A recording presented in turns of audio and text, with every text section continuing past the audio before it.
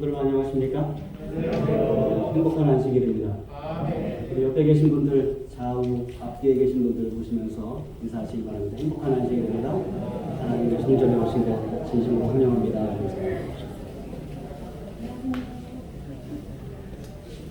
네, 안식일학교 시간에 인사를 드렸지만 다시 한번 좀 인사드리기 원합니다. 우리 임영광, 한누리 부부가 오늘 처음 우리 교회에 오셨습니다. 잠깐 일어서서 인사하실까요? 저쪽에 계십니다.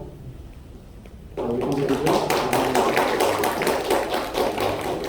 감사합니다. 계속해서 우리 교회에서 뵙게 되기를 간절히 바랍니다. 우리 아름다운 특창을 준비해준 선미 학생에게 감사를 드립니다. 네. 교우 소식을 좀 전하면 심은영 자매가 다음 주 일요일입니다. 내일 말고요. 다음 주 일요일 오전 11시 청주의 더빙 컨벤션 센터 4층 그랜드 볼룸에서 결혼식을 가집니다. 많은 성도님들 참석하셔서 축하해 주시기 바랍니다.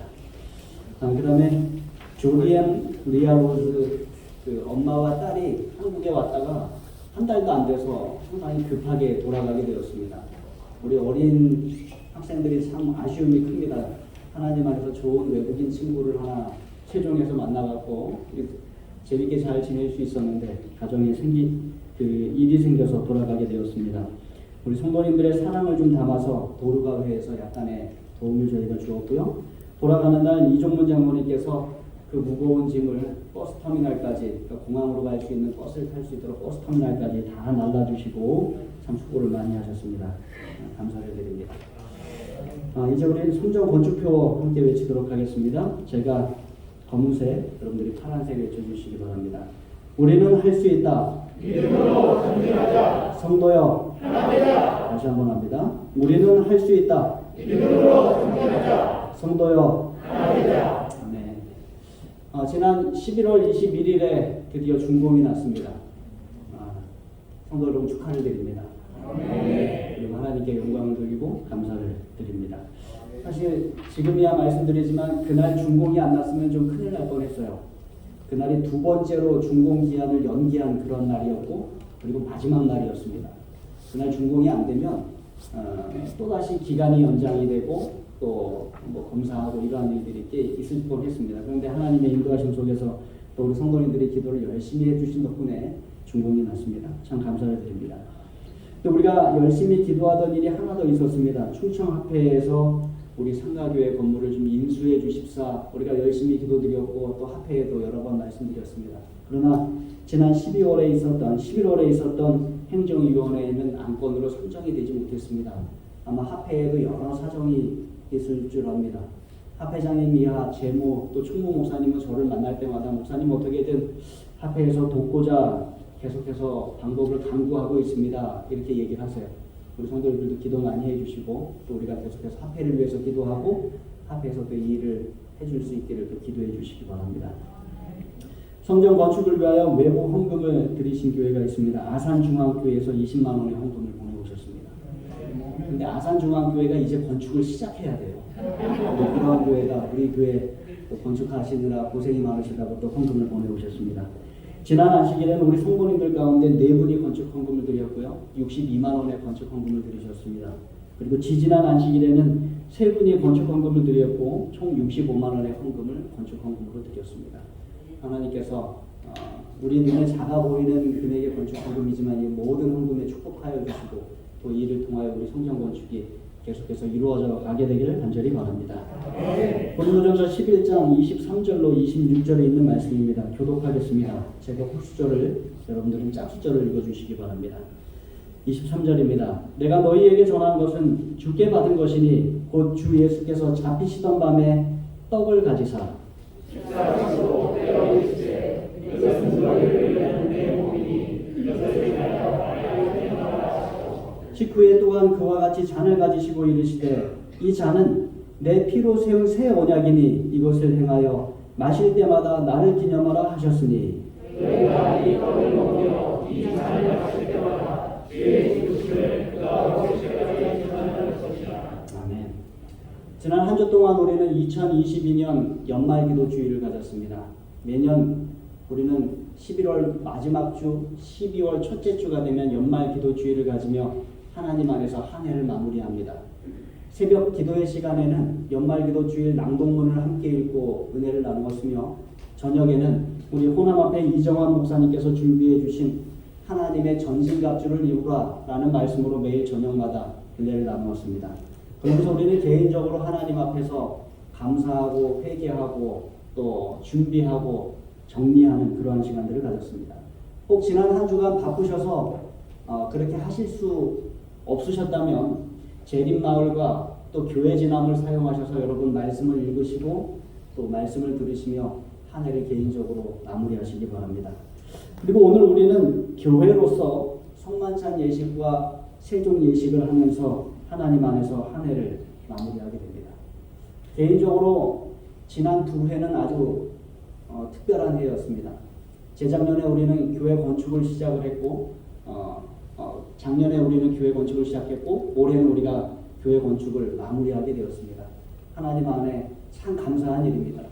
성도님들이 기도 많이 하셨고 또 많이 헌신하셔서 이렇게 아름다운 성전을 하나님께서 우리에게 허락하여 주셨습니다.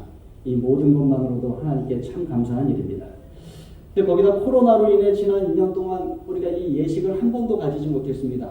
그런데 새 성전으로 이사를 하고 이제 연말이 되어서 우리가 새 성전에서 오랜만에 예식을 가지게 되고 또 새 성전에서 처음으로 이 예식을 가지게 됩니다.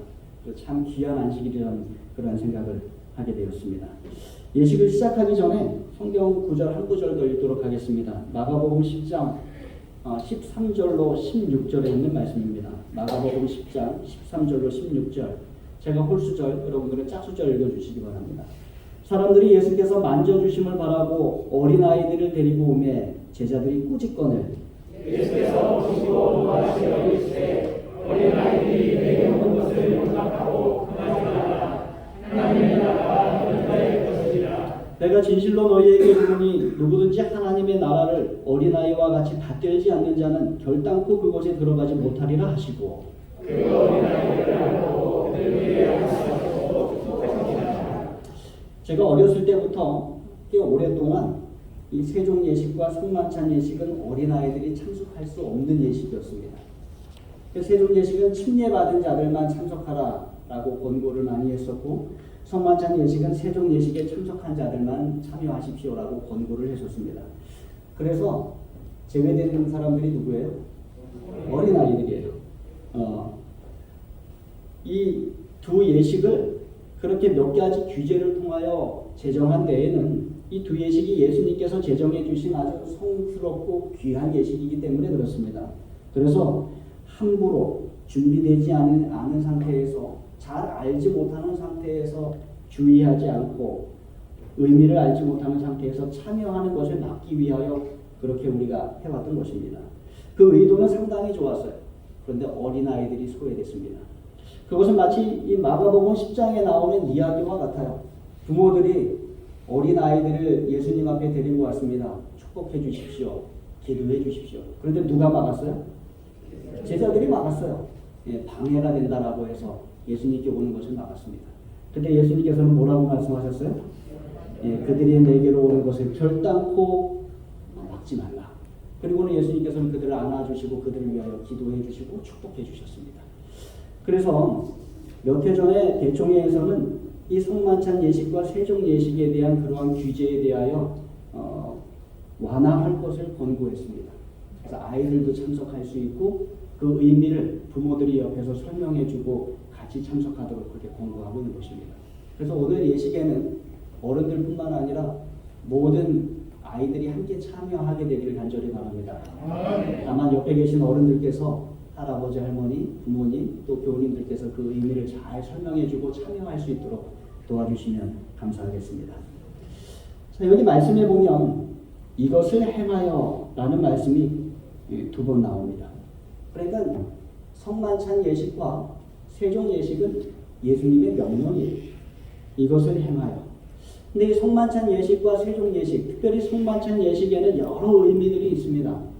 죄에서의 해방, 십자가의 구원, 은혜, 사랑, 이런 여러 의미들을 가지고 있는 것입니다. 유대인들에게는 유월절이 있습니다. 유대력으로 아비볼 14일, 쉽게 설명을 하면 그들의 달력 1월 14일이 6월절입니다. 그리고 유대인들은 오늘날까지 3,400년이 넘도록 그 6월절을 지키고 있습니다. 이 6월절은 무엇을 의미하는 것입니까? 네? 네, 맞습니다. 출애굽하던 그 날을 기념하는 것입니다. 그 400여 년 동안 이스라엘 백성들이 이집트에서 애굽에서 노예 생활을 했어요. 하나님께서 그들을 해방시켜 주셨습니다. 그리고 그 날이 바로 아비벌 1월 14일. 그래서 그 날에 온 가족이 함께 모이고 특별한 식사를 준비하고 그들이 함께 그 날을 기념하는 것입니다. 그런데 2000여 년 전 예수님께서 십자가에 달려 돌아가시기 바로 전날 밤 제자들과 함께 6월절 식사를 하기 위해서 모이셨습니다. 그리고 예수님은 이 6월절 식사를 새로운 예식으로 변경해 주셨어요. 그것이 오늘 우리가 행하는 이 성만찬 예식입니다. 6월절은 육신적 노예 상태에서 해방된 것을 기념하는 날이라면 성만찬 예식은 영적으로 죄의 노예였던 우리가 예수 그리스도의 십자가의 은혜로 그 아래에서 해방된 것을 기념하는 그러한 예식입니다. 예수님은 특별히 유대인들이 6월절 저녁 식사로 먹는 여러 음식 가운데 두 가지를 구별하셨습니다. 첫 번째는 무엇입니까? 떡입니다. 두 번째는 뭐예요? 네, 포도즙이에요. 유대인의 떡은 큰 덩이로 하나로 되어 있습니다. 그런데 그것을 가족들이 먹을 때 아버지가 그것을 나누어서 가족들에게 주기 시작합니다. 그러니까 한 덩이의 큰 떡을 찢어서 나눠주는 것입니다. 그리고 포도즙은 흐르는 상징이 있어요. 흘리는 상징이 있어요. 그래서 떡은 예수님의 찢겨진 살을, 몸을 상징하고 포도즙은 예수님께서 십자가에서 흘리신 그 보혈의 피를 상징하는 것입니다. 다시 말하면 성만찬 예식은 우리를 죄에서 해방시키신 예수님의 십자가의 죽으심을 우리가 기억하는 예식이에요. 그래서 예수님은 나를 기념하라 라고 말씀하고 계십니다. 그것을 행할 때마다 나를 기념하라. 또한 그 예식은 우리가 그것을 할 때마다 주의 죽으심을 그가 오실 때까지 전하는 그러한 예식이에요. 그래서 여기에는 십자가가 들어가 있고요. 여긴 예수님의 재림이 들어가 있습니다. 그래서 성만찬 예식은 참으로 귀한 예식임을 우리가 기억하게 되기를 간절히 바랍니다. 특별히 성만찬 예식을 통하여 오늘 우리는 예수님의 사랑을 크게 느끼게 되기를 간절히 바랍니다. 여러분, 사람으로서 우리는 언제 사랑을 처음 경험하게 될까요? 우리는 태어나면서부터 사랑을 경험하기 시작합니다. 우리는 어머니가 우리를 낳는 순간, 그 다음 이 핏덩이 같이 태어난 우리를 어머니 가슴에 안아주십니다. 그리고 어머니께서 가장 먼저 해주시는 일은 어머니의 젖을 눕히는 일이에요. 그래서 우리를 사랑으로 안아주시고 우리에게 먹여주시는 것입니다.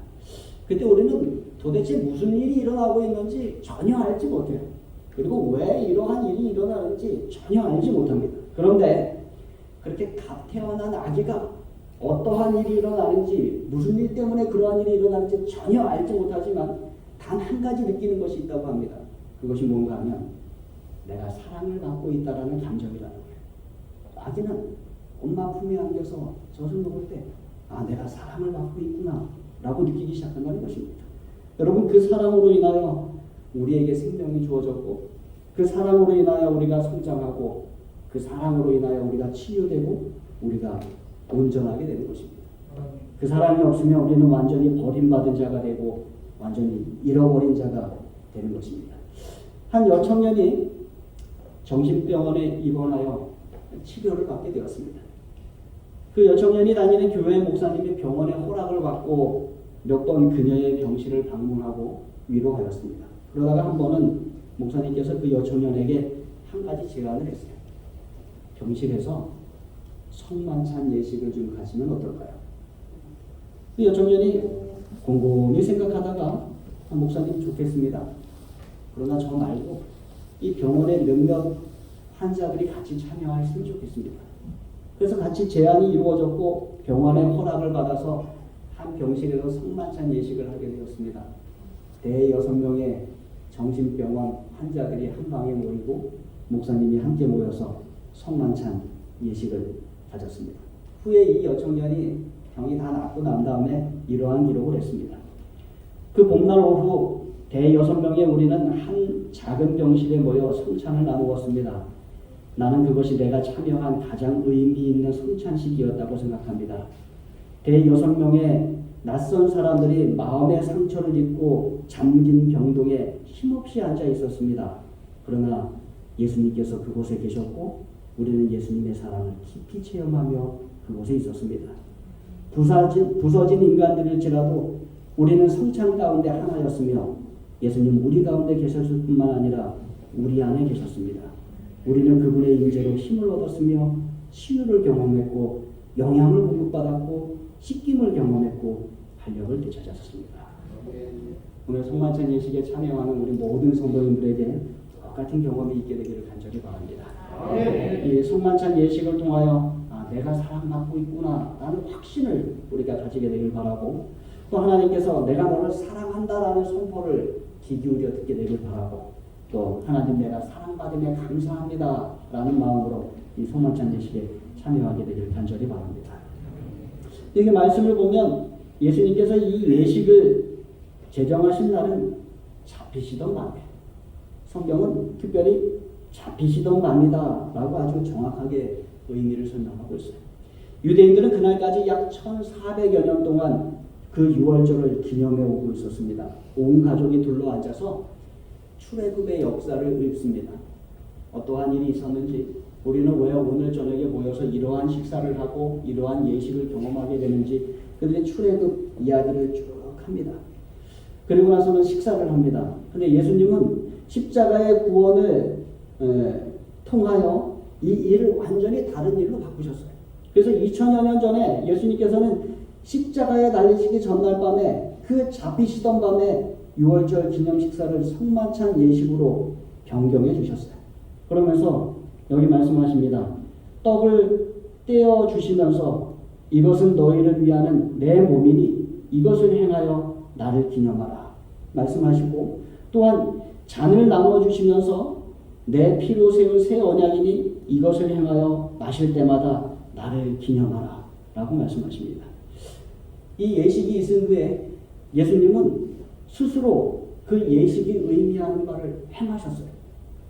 잡히시고 재판을 받으시고 맞으시고 살이 찢기시고 십자가에 달려서 피 흘리심으로 그 예식이 의미하는 바를 행함으로 이루신 것입니다.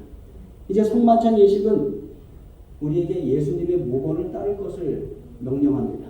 그래서 이것을 행하여 라는 말씀이 두 번이나 이곳에 나오게 됩니다. 여러분, 이것을 행하라 라고 하는 것은 두 가지 의미가 있습니다. 먼저는 이 예식을 행하라는 것입니다. 떡을 나누고 잔을 나누는 예식을 행하라. 그로 인해 나를 기념하고 나를 기억하라. 내 십자가의 사랑과 은혜를 기억하라 라고 하는 의미가 있어요. 두 번째는 우리가 이 세상의 삶 가운데 살아가면서 우리도 예수님을 닮아서 우리도 우리의 가족과 이웃을 구원하기 위해 살이 찢기는 삶을 살아가고 피를 흘리는 삶을 살아가라는 것입니다. 이것을 행하여 우리도 예수님처럼 이 세상에서 그렇게 살아야 한다는 것입니다. 그래서 우리가 성만찬 예식에 참여하는 것만으로는 이 예식이 의미하는 바를 다 이루지 못함을 여러분 기억하시기 바랍니다. 오히려 성찬이 끝난 후에 우리가 세상에 나가 예수님을 따르는 삶을 살 때 그제서야 우리가 참여하는 이 성찬 예식이 의미를 가지게 됨을 기억하시기 바랍니다. 이것을 행하라. 시대의 소망 안에는 이렇게 기록하고 있습니다. 예수께서는 내 살을 먹고 내 피를 마시는 자는 영생을 가졌다고 선언하셨다. 우리를 위하여 갈보리의 십자가 위에서 버리신 생명을 받아들임으로 우리는 거룩한 생애를 살 수 있다. 그리고 그분의 말씀을 받아들이고 그분의 명하신 일을 행함으로 우리는 이 생명을 받아들인다. 이렇게 하여 우리는 그리스도와 하나가 된다. 성찬을 행할 뿐만 아니라 성찬이 의미하는 삶을 우리에게 살아가라고 예수님께서는 우리에게 말씀하고 계시는 것입니다. 요한복음 6장 54절로 57절에 있는 말씀 교독하시겠습니다. 제가 짝수절, 여러분 홀수절을 읽어주십시오. 내 살을 먹고 내 피를 마시는 자는 영생을 가졌고 마지막 날에 내가 그를 다시 살리리니 내 살은 참된 양식이요 내 피는 참된 은혜로다. 내 살을 먹고 내 피를 마시는 자는 내 안에 거하고 나도 그의 안에 거하나니 살아계신 아버지께서 나를 보시되 내가 아버지로 말미암아 사는 같이 나를 보는 감사로 아멘. 우리가 이 예식을 통하여 예수님의 살을 먹고 예수님의 피를 마십니다. 그러면 우리는 예수님 안에 사는 자가 되는 것입니다. 영원한 생명이 우리에게 거하게 되는 것입니다. 예수님이 우리의 삶에 사시는 것이 되는 것입니다. 그 다음에 내 안에 거하고 나도 그 안에 거하니, 그 다음에 말씀하신 57절에 나를 먹는 그 사람도 어떻게 나로 말미암아 살리라. 예수님을 힘입어 예수님처럼 예수님 닮은 모습으로 이 세상을 살아가는 것입니다. 살이 찢기는 희생을 하고 피가 흘리는 희생을 하며 우리가 이 세상을 살아가는 것입니다. 시대의 소망에 있는 말씀입니다. 구주의 다함이 없는 사랑을 바라보는 자는 사상이 향상되고 마음이 순결하게 되고 품성이 변화될 것이다. 그는 나아가 세상에 빛이 될 것이며 이 오묘한 사랑을 어느 정도 감사할 것이다. 여러분, 귀한 성만찬 예식에 오심을 진심으로 환영합니다. 이것을 행하십시다. 우리가 성만찬 예식을 행하고 더 나아가 우리 가정과 이웃과 세상에 나아가 예수님처럼 타인을 위해 살이 찢기는 희생의 삶을 살아가십시다. 또한 예수님처럼 타인을 위해 피를 흘리는 봉사와 희생의 삶을 살아가게 되기를 간절히 바랍니다. 아멘. 이제 우리가 그러한 마음 가지고 성만찬 예식에 참여하도록 하겠습니다.